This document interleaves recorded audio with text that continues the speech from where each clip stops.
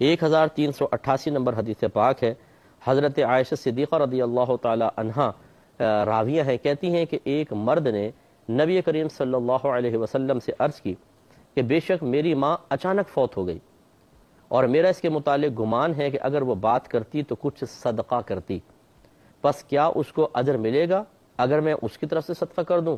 تو آپ نے ارشاد فرمایا کہ ہاں۔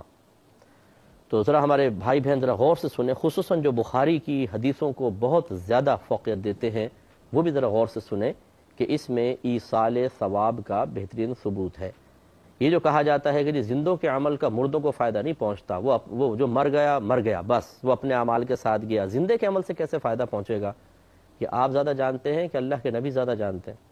یہ آپ نے خود نبی کریم صلی اللہ علیہ وسلم سے اس کے بارے میں کوئی تعلیم حاصل کی ہے کہ اور سرکار نے منع فرمایا ہو؟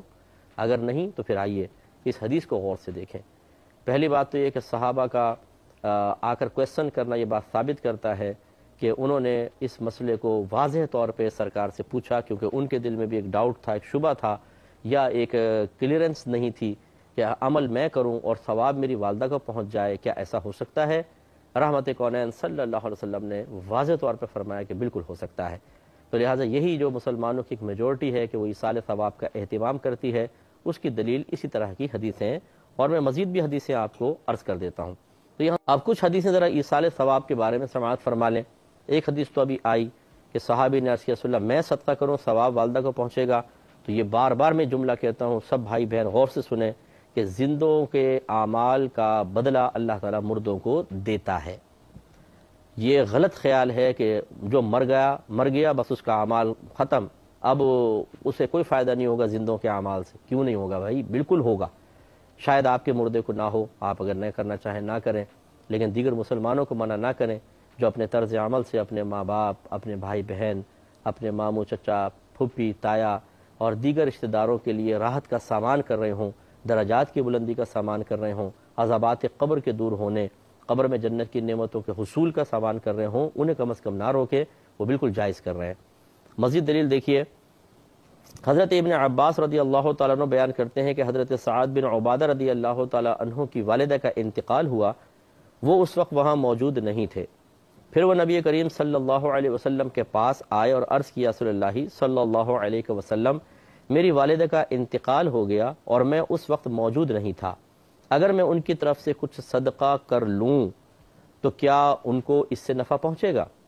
دیکھیں کویسچن اللہ نے ان سے نکلوائے ہیں، میں تو کہتا ہوں کہ صحیح بات ہے، ان کے دل میں خیال ڈالا، اور بالکل وہ کویسچن جو آج لوگوں کے ذہن میں پیدا ہوتا ہے کہ بھی کان عمل ہم کریں کیا ان کو ثواب پہنچے گا؟ اب نبی نے کیا جواب دیا؟ آپ نے فرمایا کہ ہاں۔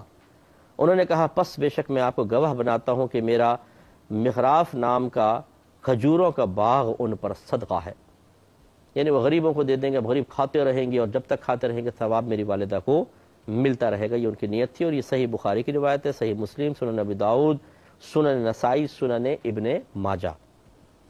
حضرت عبداللہ بن عباس رضی اللہ تعالیٰ عنہ بیان کرتے ہیں کہ حضرت فضل بن عباس سواری پر رسول اللہ صلی اللہ علیہ وسلم کے پیچھے بیٹھے ہوئے تھے کہ قبیلہ خثعم کی ایک عورت آئی تو حضرت فضل ان کی طرف دیکھنے لگے، اور وہ عورت حضرت فضل کی طرف دیکھنے لگی۔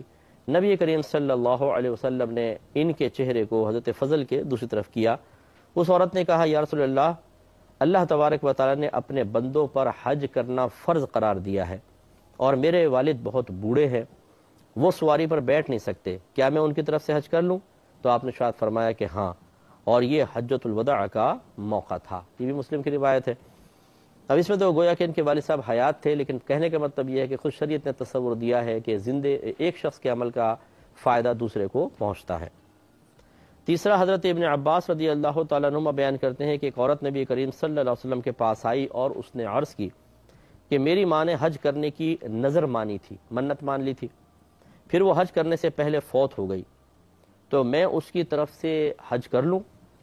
نبی کریم صلی اللہ علیہ وسلم نے فرمایا کہ ہاں، تم اس کی طرف سے حج کرو۔ پھر پوچھا، دیکھیں کتنا پیارا کویسچن، یہ بتاؤ کہ اگر تمہاری ماں پر قرض ہوتا تو کیا تم اس کا قرض ادا کرتی؟ انہوں نے کہا جی ہاں۔ فرمایا تو پس پھر تم اللہ تعالیٰ کا قرض بھی ادا کرو، کیونکہ اللہ تعالیٰ اس کا زیادہ حقدار ہے کہ اس سے کیا ہوا وعدہ پورا کیا جائے۔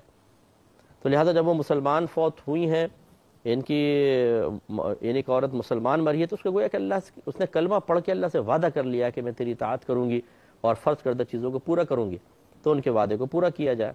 اس سے معلوم ہوا کہ مرنے والا اگر کوئی عمل میں کوتاہی کر کے چلا جاتا ہے اور زندہ اس کو تدارک کرنا چاہیں تو یہ بھی ممکن ہے، علم ہونا چاہیے۔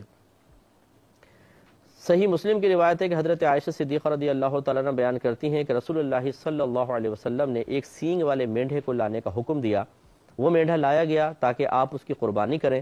پھر آپ نے فرمایا کہ عائشہ چھری لاؤ، پھر فرمایا اس چھری کو پتھر سے تیز کرو۔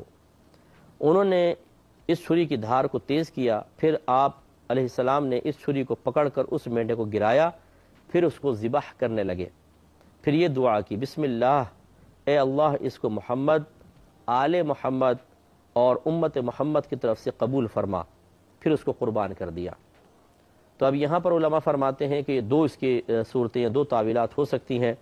ایک تو یہ کہ نبی کریم صلی اللہ علیہ وسلم کا خاصہ تھا کہ ایک ہی جانور پوری امت کی طرف سے کافی ہو گیا، سب کی طرف سے قربانی ہو گئی، حالانکہ عام آدمی جو ہوتا ہے وہ ایک بکرا ایک کی طرف سے کر سکتا ہے، اگر ہم دوسرے کو شریک کر لیں تو کسی کی بھی قربانی نہیں ہوگی، تو یہ سرکار کا کمال ہے۔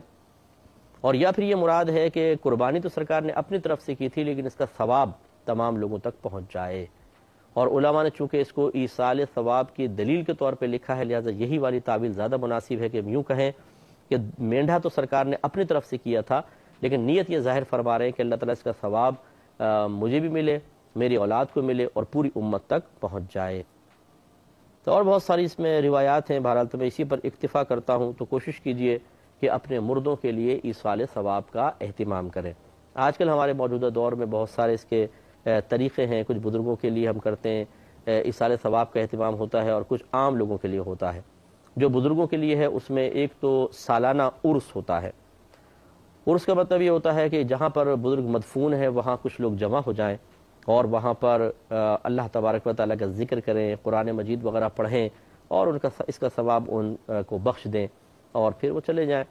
تو یہ ایک عرس کی حقیقت ہے، سمجھ لیجئے۔ باقی جو خرافات ہوتی ہیں، غلط کام کرتے ہیں، وہ لوگوں پر وبال ہے، اس کی کوئی تائید نہیں کرے گا، لیکن اس میں تو کسی کو انکار نہیں ہو سکتا کہ کسی جگہ صاحب مزار جہاں پر اللہ کی رحمتوں کا نزول ہو رہا ہے، نیک بندہ مدفون ہو تو رحمت نازل ہوتی ہیں، وہاں پر آنا کوئی گناہ نہیں ہے، قرآن پڑھنا کوئی گناہ نہیں ہے، اور ذکر الہی کرنا اور پھر بعد میں ان کو ایصال ثواب کر کے چلے جانا، اس میں کوئی خرابی نہیں ہے۔ بلکہ ہم نے دیکھا ہے کہ انفرادی طور پہ جو شخص عبادت نہیں کر پاتا، بعض اوقات اس طرح کی گیدرنگ میں آ کر وہ بھی عبادت کرنے لگ جاتا ہے، تو اجتماعیت کی اپنی ہی ایک برکت ہوتی ہے۔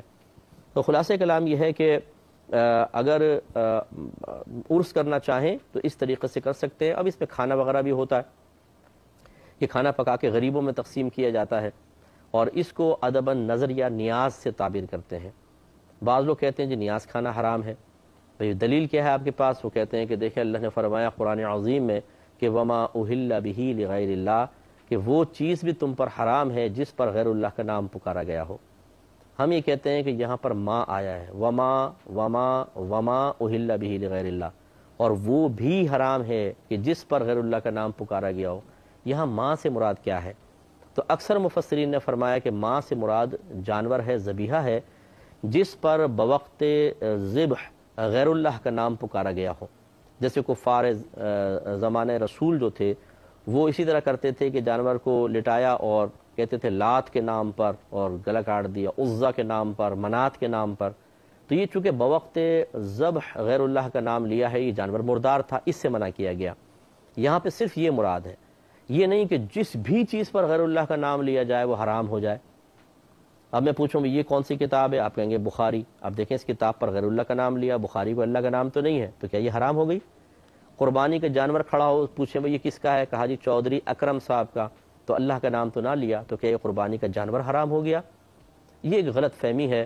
یاد رکھیں کہ جس کھانے کو بزرگوں کے لیے پکایا جاتا ہے وہ کہہ تو یہ دیتے ہیں، ان کی طرف منسوب کرتے ہیں، ورنہ حقیقتاً اس میں کیا ہے؟ اور ہونا بھی چاہیے کہ صرف کھانا اللہ کے لیے پکے، اللہ سے ہی ثواب کی امید ہو اور اللہ تعالیٰ کا قرب انسان چاہے، اور نیت یہ کر لے کہ جب لوگ کھائیں گے تو اس کا ثواب فلاں فلاں بزرگ کو بھی پہنچ جائے تو وہ پہنچے گا، اور اس میں کوئی ناجائز چیز نہیں ہے۔ اب اس میں حد سے بڑھتے ہوئے ایک جائز کھانے کو حرام یا ناجائز کہنا اور اس کی صحیح اپنے پاس سے منمانی تعویل کرنا، تشریح کرنا، یہ قطعاً غیر مناسب ہے۔ یہ صحیح نہیں بات ہے، ایسا نہیں کرنا چاہیے۔ اور اسی طریقے سے پھر ایک ہوتا ہے جسے نظر نیاز میں نے آپ کو بتائی دیا، اسی میں کنڈوں کی نیاز بھی ہوتی ہے جو امام جعفر صادق رضی اللہ تعالی عنہ کی طرف منسوب ہے۔